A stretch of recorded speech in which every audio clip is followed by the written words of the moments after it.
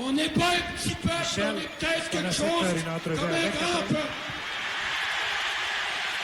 Alors, j'ai regardé un vidéo par rapport à la victoire de 76 où René Lévesque disait quelque chose comme on n'est pas un petit peuple, on est quelque chose dans le fond comme un grand peuple. Je pense quelque chose comme ça, il le disait avec fierté.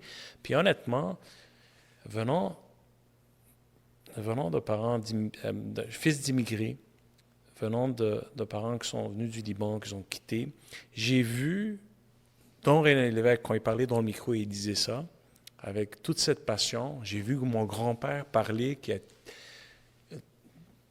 Libanais du Sud, qui a toujours été négligé par le gouvernement libanais. J'ai vu quand il a dit, on n'est pas un petit peuple, on est un grand peuple. J'ai vu sa fierté. Je l'ai vu comme si mon grand-père parlait chez lui. Et honnêtement, c'était très séduisant, très charmant. Et honnêtement, la manière qu'il parlait, moi, je voulais faire partie de ce projet-là. Fait que j'imagine que c'était une période très excitante pour tous les Québécois et les Québécoises, les immigrés dans cette période-là.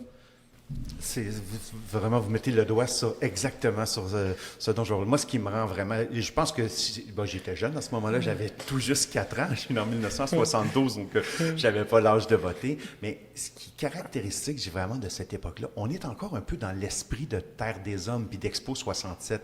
Le Québec s'ouvre véritablement sur le monde. Ça ne veut pas dire qu'il n'y avait pas de racisme systémique comme on en parle aujourd'hui. Évidemment qu'il y avait du racisme, mais il y avait quand même quelque chose. Je suis issu donc de la génération de la loi 101. Évidemment, je ne suis pas un fils d'immigrant, mais j'ai grandi, moi, avec énormément donc, de fils et de filles d'immigrants. Vous parlez du Liban.